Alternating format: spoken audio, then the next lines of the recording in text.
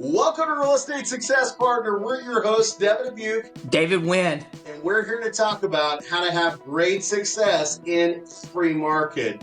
Hey, today, guys, we've got returning co-host Clint Ritchie, and as always, Clint, you bring some people. Who'd you bring with you today? So I brought Christina Leavenworth from the Leavenworth team at Rinky Realty out of Florida, and she's actually a rock star, and she's actually internationally known because she travels back and forth across to Italy quite often. So excited to have her on. She and I have been trying to plan this for quite some time, and I'm glad we finally were able to get her on into the States and get her on our podcast. So, well, thank you. I'm so happy to be here. We're excited to have you here, Christina. What part of Florida are you in? I'm in the Panhandle, so we cover everything. We go into Alabama, licensed over there, so Orange Beach, Gulf Shores, all the way to Destin, Seaside, 30A area. But Pensacola, Escambia County is our bread and butter. So a lot of people, we always get that, like, I got an aunt in Miami. Well, Miami is about 10 hours from us, so we're that top little part of Florida that people often don't really see, but we're strong here. Well, I'm here in the central. I'm in Orlando, so I'm just south of you, but it's still, about 8 hours, right? 6-8 hours? Oh, yeah, 7 hours. It's a hike, but honestly, people are like, oh, Orlando's nothing when you look at the whole state of Florida. We have so many, I'm sure you guys see the memes all the time where it's like, Florida is our whole country in one. You can find all types of people here. Yeah. Well, what a beautiful area that you represent. You know, I know Dave, Clint, and I, and John, actually our videographer, we all spend time out there on 30A. Just a beautiful place. Clint introduced me to Seaside, and, it's just a slice of heaven out there. It's so beautiful. I absolutely love it. And a lot of people only see that 30A Seaside area. Pensacola is actually America's oldest city. Everyone thinks that it's St. Augustine, and they get all this street cred. But Pensacola was the first founded city by Tristan de Luna, fun fact. But we got wiped out by a hurricane. So St. Augustine is founded and established, but Pensacola is the first founded. So we have a ton of history here. We have tons of culture. We have the opera, the ballet. It's a really cool place and lots of homes built in the late 1800s. So we're very passionate about our area and the history. That's awesome, man. I'll correct you, Christina, because I'm in the Frisco area, and because of COVID, I swear every other house has a second home on 30A or Seaside. So is it all second homes and rentals? Does anybody actually live in Seaside as a primary? So Seaside is about an hour and a half from Pensacola. So yes, we go out there, but Pensacola is our bread and butter. And on Pensacola Beach, actually 60% of people there are full-time residents. And then we have 40% that have it as vacation homes. So we have a pretty high percentage of people that live there. There's a little, elementary school right there on the beach. It's a small, beautiful community, and a lot of people are priced out of Seaside. Right. And you can come to Pensacola, and you can get something under $1 million. It's not on the Gulf, but you can get on Pensacola Beach for $500,000-$600,000, and in 38, that's impossible. Right. Yeah. So we take a lot of people go to 38, and then they realize how special Pensacola is, and then they're like, "Man, I'm happy I landed here." You're just north, right? You said about an hour and a half north of 30A. Is that correct? We're actually west. South. We're west. Yeah. West. So 30A is east of us. So we're west. So we are about 15 minutes from Alabama.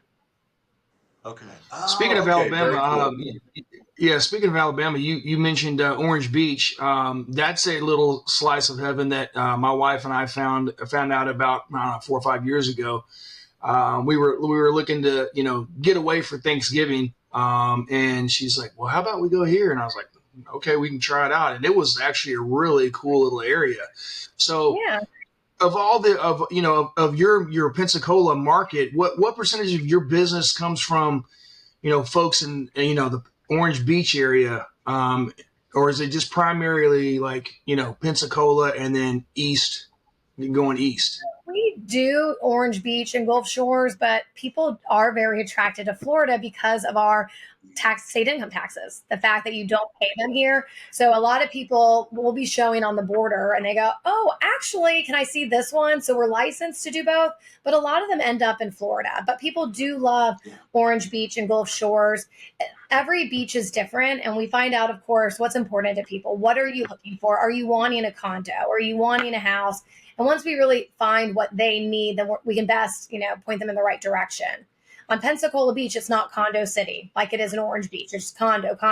Pensacola Beach, there was a building cap. So you don't see that type of scenery. You're seeing little beach houses and things like that. Depending on what they want and what they're looking for, we can help best guide them.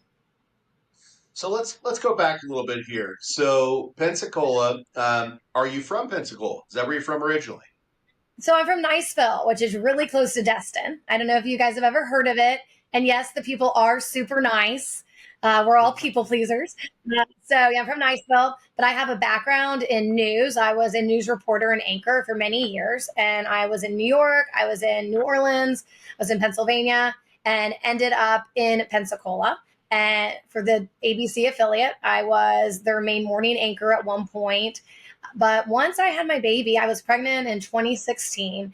And I was just realizing that maybe my season in TV was coming to an end between crazy hours, lack of pay, and just lack of appreciation overall. So I got my real estate license thinking it would be a side hobby and had no idea the potential there is in real estate. And I thank God every day that I found this. A lot of the skills from TV translate very well. I was a very, very good journalist. Like you have 2 hours to turn a story on people that absolutely don't want to talk to you. They want to shove the door in your face, and you're live at 4, 5, and 6. And they told you to do this at 2. So you're deadline oriented. You get people to talk to you. You communicate, and in real estate that translates well. Someone says there's termites, you have 5 termite guys there in an hour, and you're even getting under the house to see what you can do to fix it. So I think that a lot of those skills from TV set me up great for real estate. You're quick on your feet, right? You're presented with a challenge and you figure out how to navigate it right away. And that's important because that consumer, needs somebody that's going to guide them through that process and make those challenges simplified because we want to make sure that they have a great experience. And that's how you know when you're working with the true professional, right? Somebody who's willing to take something that could be very scary or very difficult and turn it into, an easy solution really fast. So I love that. So let's talk about that a little bit. So you have the background in video. Do you do a lot of stuff with video today? So when I got into real estate, it was the last thing I wanted to do. I was like, I don't want to put on makeup. I don't want to brush my hair. And everyone kept telling me to do video. It was very difficult at the beginning, though, because people think of you in a box. They think Christina news anchor. And I really had to train them to think Christina real estate because I did both jobs for a while at the same time. So I would tell everyone I was part-time at the station when I was really full-time. But I would say, no, my full-time thing is real estate. And I had to work super hard to be in front of people constantly to be able to get them to put me in that box. And recently I went to a listing appointment and the guy was like, oh, it's the famous realtor. And I kind of blushed and I was like, oh, you knew me from TV? He was like, no, what TV? I was like, yes, like, this is it. Like, this is where I want to be. But I fought tooth and nail not to do video for a couple of years. And now I do a ton of video. I've come past that hump and I know how important it is. And people all the time, you may not get a like, you may not get a comment, but people are watching it and they're digesting it. And I'll show up to a festival or a kid's birthday party. And honestly, every single person in the room is like, oh my gosh, I love your videos. What you said the other day about X was so enlightening. But of course they don't comment. So for people out there that are saying they don't think video works, you have to know that people are seeing it. You are top of mind, even if you're not getting that social interaction as far as the like or the comment. It's funny you say that. I was listening. Do you know who Matt Rife is, the comedian? Yeah. Yeah, so I was listening to, he did an episode of Jimmy Fallon, and I just happened to catch it on the flight out here. And, I didn't know this. So a lot of people may already know this, but he was about to give up on comedy. He'd been doing it for 12 years, And he hated the idea of social media, right? So like you, he didn't want to be behind the camera for social media aspect. Obviously, he wanted to be behind the camera doing the comedy shows, but but he had to do it, so he did. He said he got to a point in his career where he was about to get out of comedy. He said that his friend got invited to a big event that they were going to do a skit that they put on together, but they said, "Hey, we want him, but we don't want you."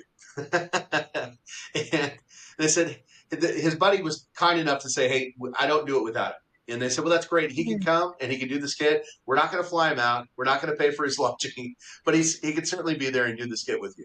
And so he's going to this event and he's thinking, why am I doing this? I don't have anybody following me. Nobody's following my TikTok channel. Maybe I'm not funny. Maybe I'm just not funny, right? And he said he gets to that event and he records this TikTok about how he's thinking about getting out of comedy. And it went viral. He had over 34 million views from this one video, right? And turns out people have watched him the whole time. And as a result of that, people started going back and watching all of his other videos. And I think it was about 5 months ago, he just set up his comedy tour, sold out 634,000 tickets in 24 hours, right? We never know who's paying attention to what we're doing, right? Until you enter that room. So I love that you said that, because I do think a lot of people start doing video and they start thinking, oh man, this is dumb. Nobody's paying attention to what I'm doing. I don't get any comments or likes. But like you said, then you walk into that room and they're like, I love what you're doing out there. And, that's where you realize it is important. It truly is important. So I love that you got back to those roots a little bit, even though you didn't want to, because people need to hear what you say. You're powerful at the way that you present and communicate. And at the end of the day, you're doing great things for the community. And that's just another medium to help people learn more about you and your story and what you do. So very cool. So how do you transition from that, right? So you went from I'm a news anchor to a real estate agent and now a very successful agent. Did that happen overnight? Were you just immediately at the top of the game? A lot of people don't know this. People think that news anchors, just anyone on TV, is making at least $100,000. They don't. So my first job in TV, I was making $17,500, and this wasn't 1922. This was 2007. And trying to live off of that is so hard. I had a million side jobs. Then my next job in Mobile, Alabama, good market, 25,000, and it finally got up to being around 50,000. And so many of my friends were making all this money, and I told my husband, I'm like, I'm smart. I work really, really hard. Like, why isn't that happening for me? I was always the one to say, I'll get there early, I'll leave late. I did all the things you were told in life to do, but it wasn't working out. And I just was like, this can't happen anymore. I need to have, my why was so strong. Like, TV needs to be done, but I had to make enough money to replace that income because we had a brand new baby. I was the breadwinner at 50,000 a year, which is really hard to live off of with a kid. And it just had to work. So my first year, I sold 65 homes while having another job, while having a newborn, while building a house, because that why was so strong. So I did well, but I was not allowed to use social media to tell anyone I was a realtor. But the station told me that. They told me there were certain rules. They're like, we don't want you to use any position or power you might have with the TV station to try to promote your career here. So I had to be really creative. So I door knocked with my baby because I thought people might be nicer with me if I had a kid with me.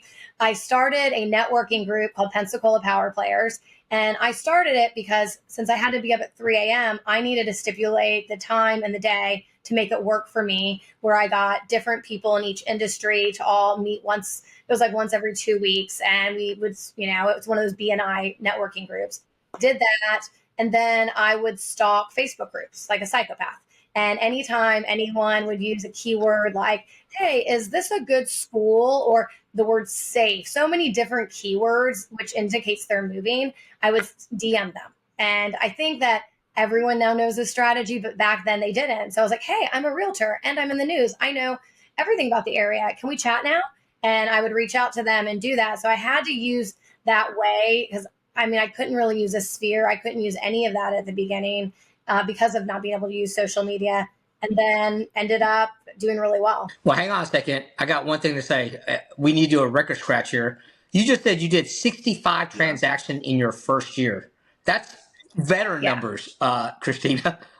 Let's talk about no TV, no assistant, no CRM. But it's like when you have that just like raw ambition and like a why, like my life isn't working anymore, it fuels you. Looking back, I'm like, how did I do that? Oh. I have no clue. Like I had it in my notes, like who I'm working with, where we're at in the transaction. I had all these folders. I would show homes in the news vehicle in between live shots. Yeah. So I would have a live shot, and if they listen to this, oh well, I'm gone. I would take the news vehicle, and people would see me showing a house, and then they'd call the station being like, what's happening in my neighborhood? I was like, oh yeah, I had to return some clothing to a friend. It was so rogue, but like you had to do what you had to do. And I never told people I was working another job. I just said, sorry, I'm booked with appointments. I can show you after 5, or I'm free this day, and would just work every other second I had. Yeah, Devin, we talk about this all the time. Yeah, we talk about this all the time. You know what that is? Then this is a queued up moment here. This is the perfect example of having an unquenchable thirst to be successful and doing whatever it takes. You know, thinking out, and it's a common theme that we have, and we've been blessed on this podcast to run into so many amazing people and successful people, and this is the one commonality. They don't take no for an answer, and they do whatever they have to do to be successful, even if it takes driving the news vehicle around. So congratulations to you on that, Christina. And I don't know if you and I have ever talked about this, but I empathize with you on the news business because my wife was a network TV producer for years. And so I know exactly what you're talking about, like going to Amarillo in the middle of nowhere, and then the salary is like $14,500 a year, and you're like, I can't even buy ramen noodles with that. And at some point, and my wife had a crossroads just like you did. She started having kids.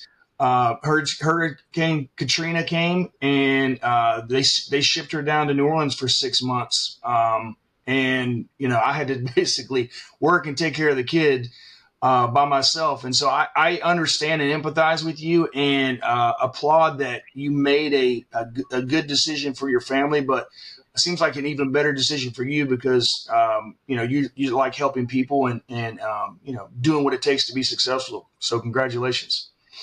Yeah, thank you. Yeah, the TV world, I think, changed drastically. And it used to be, the harder you work, the more you got paid. But then they realized everyone wants to be on TV, and they don't have to do that. So it changed.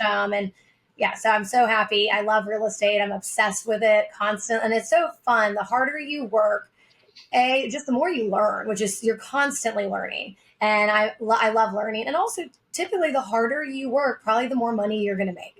And that is such a cool thing to be able to do when you work for yourself. And then you get into the investing side of things and marketing, and being in news, you like to do different things all the time. But yeah, I can be like, oh, I'm marketing, I'm doing video today. The next day, you're at a flip, you're helping people pick out colors and constantly doing something different.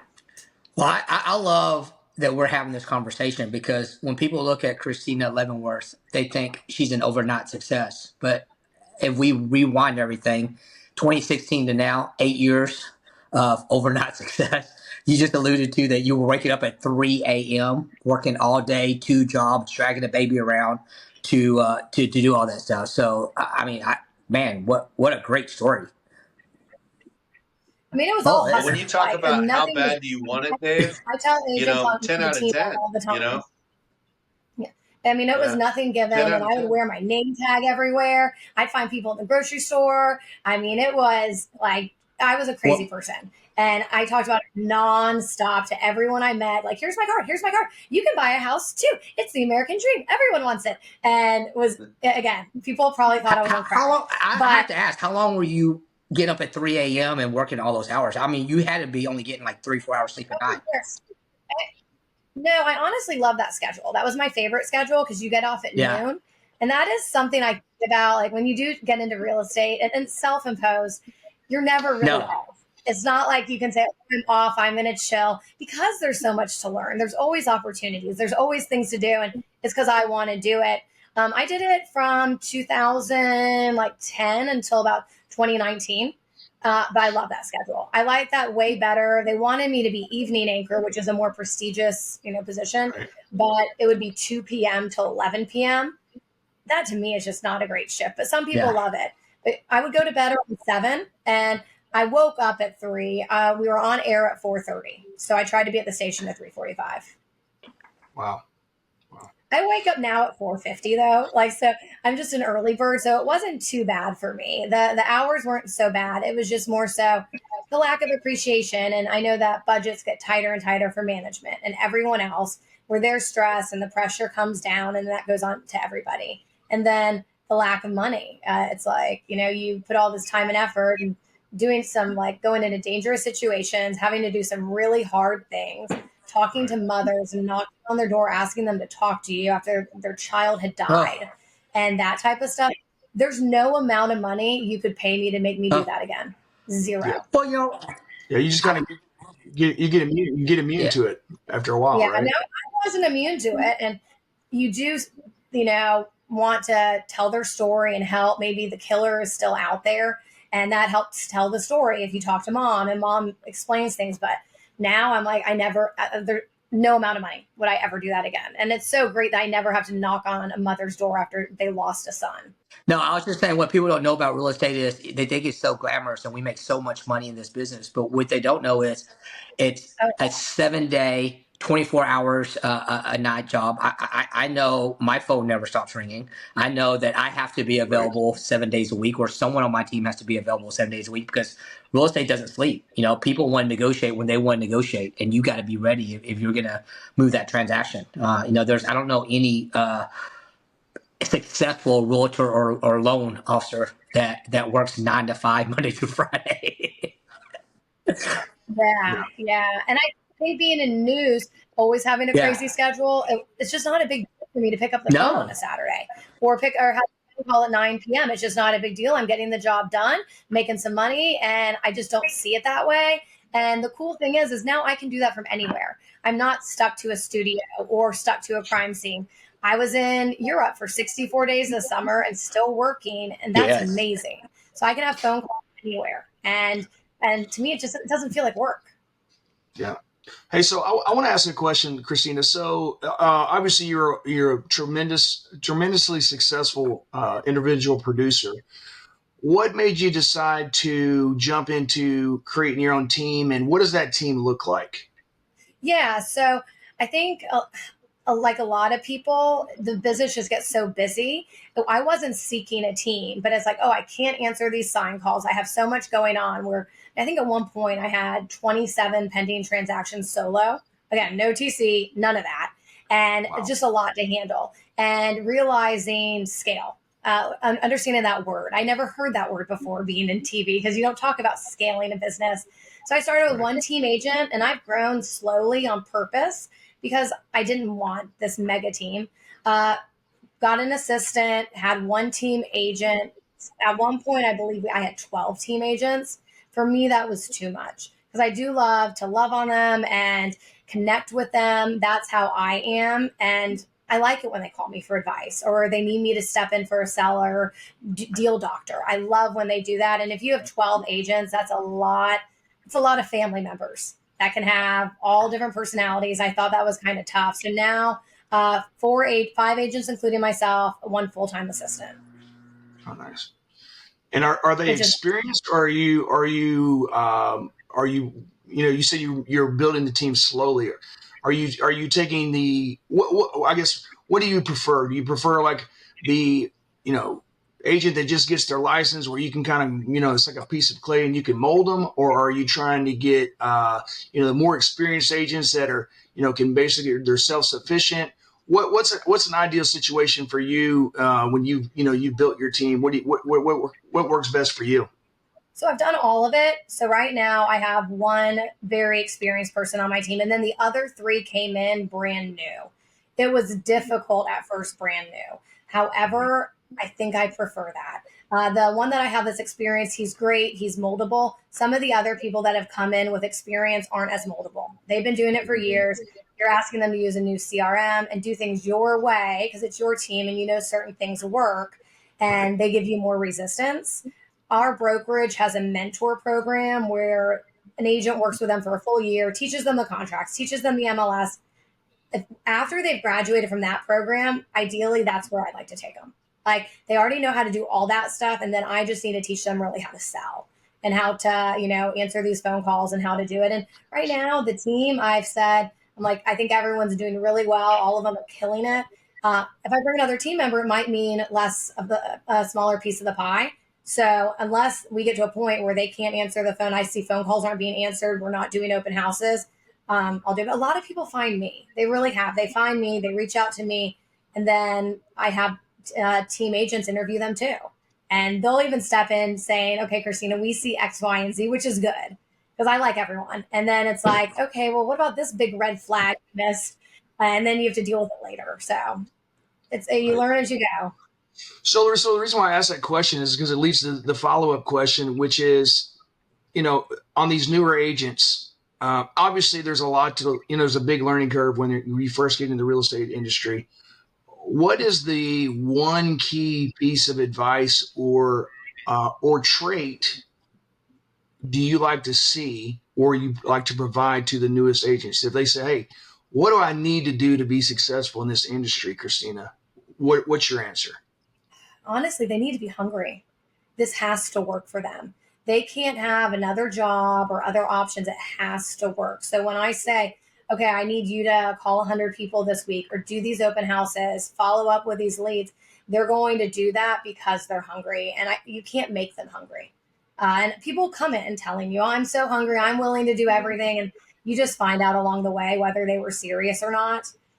So I don't really have any secret formula other than just that hunger, because I have people on my team that have such different personalities.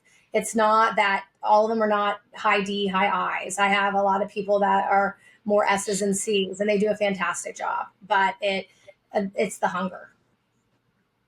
You have to have a burning desire, right? Yeah. It's got to be a burning desire that I will do whatever it takes, as long as it's legal, moral, and ethical, to get the success that I want, right? And we have to want to help people. We have to make sure we're leading with the right thing. And the right thing is to help the people in the community, because when you help the people and you have a burning desire for success, the success will come, right? But what you're talking about is a lot of people get in and and they're not willing to put forth the activity that it's going to take to get where they want to go, right? Yeah. And everyone on the team is crazy honest. So that is something that I really value, where they do put their customers first. They see something, they go, oh, this doesn't make me feel right. Or, hey, this is a disclosure item. Even though you don't want to disclose it, we have to disclose it. They have high ethics and high honesty. And this is what I love telling the story. Like one agent, I think, didn't show up for a meeting or something. And I was like, hey, what happened? They're like, I'm so sorry. I forgot. Versus being like, oh, there was traffic, whatnot. They're uber honest, or they're like, my bad. I just completely forgot, or I was talking too long, or I had too many margaritas last night. And I'd rather that honesty than, than I'm not feeling good. So they're super honest. And I do feel like we're a family. That's good. That's good. Important. You got to trust the people in your community, the ones that are by your side. You've got to know that they've got your back and you have their back, and honesty is the pillar to that. So I love that. So one of the questions we commonly ask on this podcast is, obviously you already went through your why of why you got into real estate and why you're successful, but what was that one transaction or one aha moment where you go, this is why I do this? Oh, man. I mean, they happen all the time. I don't think I can just say one, but recently there was someone whose mother passed away and they were dealing with probate, and just they didn't know what to do next. And they call me. They go, Christina, we don't even know what to do. Can we sell her house? And I'm like, okay, probate attorney lined up, estate sale lined up, and being able to take this just heavy burden off their plate, that's doing God's work. That really is. And that's what my husband told me. He's like, sometimes you don't feel like you're doing it, but when you can do that, or if it is, even a happy situation when they finally get that house. But okay, I do know. There's a guy I met who had a kidney transplant, and he was like on dialysis his whole life, and finally got his kidney transplant. He's like, man, this means I have life. Like I can go places, all that. They lived in a trailer that was worth like $40,000, but they made good money. And I was able to help them sell this trailer and then buy like $160,000 home, which these two people had always deserved. And they couldn't have been more excited. And they were my first clients. I didn't even know how to do e-sign. So I was like writing contracts, writing them totally wrong, bringing them back to my brokerage, getting them fixed. I had no idea what I was doing, but we still talk all the time. And just, someone that went through so much, putting them in a beautiful home where they can spend those Christmases and have their grandbabies. It's special being a part of that process. Yep. So you mentioned 64 days of travel overseas. How do you do that? How do you find to do that when you're closing all these transactions? I'd love to hear the secret to that story. So when I left TV, I promised myself, like, if I have an opportunity, I'm going to travel. There would be times when I'd have a cruise booked and a hurricane was named in the Gulf, and they'd be like, hey, if it gets near us, you can't go. And I'm like, well, I just paid for this cruise, like with all the money I have. And they're like, no, it's hurricane. And they never made me cancel it. Like I was able to go because we weren't a direct hit, but they always threatened that. We weren't allowed to take off in November, February, May, or July because of sweeps. So if your friend was getting married, your best friend or your brother, they're telling you can't go. So I was like, I never want a life like that again. So I was like, I'm going to travel. So I did it 2 years ago. So we're crazy. We have a nice home on the beach and we rent it out in the summers, and it pretty much pays our entire mortgage. So I have to leave. That's how I look at it. I have to go somewhere for 2 months.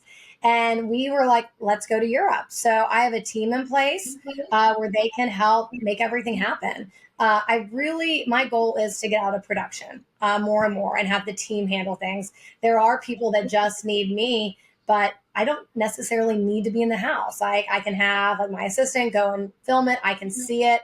We can get all the paperwork together. We have good resources. I use Follow Up Boss as a CRM. It's amazing. You can schedule texts. So if I was up at midnight their time, I would, I would schedule it for 8 a.m. So all these people are getting 8 a.m. on the dot text, and they have no idea. They probably just think I'm really punctual, and just doing it that way. So most people didn't even know I was gone. I don't post about it.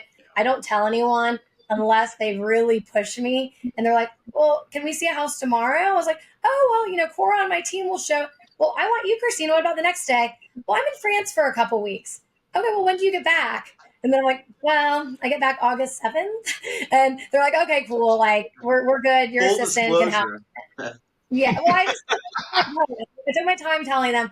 And then they're like, okay, cool. But I don't want people to think I'm out of business. So I hardly ever post things non-real estate unless it's something cutesy of my family. Because I don't want them to see me, oh, she's traveling. She doesn't need business. I'm like, no, I do need the business. Hang on a second. Right. All I heard was we worked remote. You have a house on the beach and you have to leave 3 months because they pay for all your rent. Sign me up, Christina. I'm coming down. I'm going to be your neighbor. Find me a house. I'll live there with you, during the year, and then I'm leaving forever for 3 months, and someone else pays for our mortgage. That's genius. We moved everything we own into not that big of a closet, like a 5x5 closet, and then we jigsaw it up. So it's our clothes, it's my kids' toys, everything in the pantry has to go, everything in the fridge. So we did a dirty Santa party where we gave our friends all the things we didn't want anymore. It was hilarious. We were like, you have row 1 of the fridge. You have row 2. You have my old earrings I don't want. You have my husband's crummy shoes. It was so fun. So if you ever need to get rid of junk, it's a great way to do so. Dirty Santa party. Learn something new every day. Yeah, it's so fun. And then you have the first pick of the liquor because we have just, half bottles of ketchup. You have all these things, and a food bank's not going to take that because it's been opened. So here's our antibiotics from 3 years ago. People brought them home. It was really funny.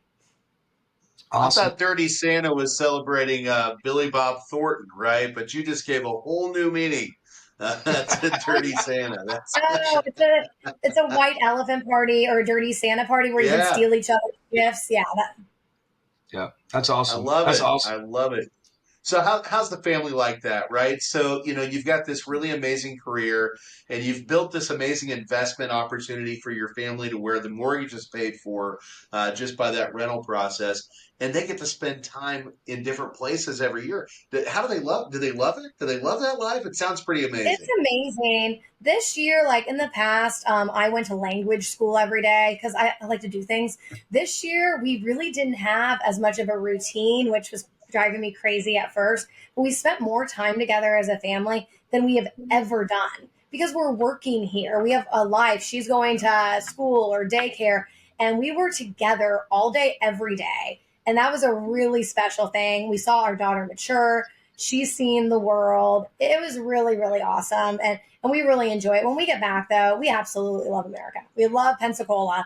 And we it's just nice to go see other things every now So and is your again. husband part of the team?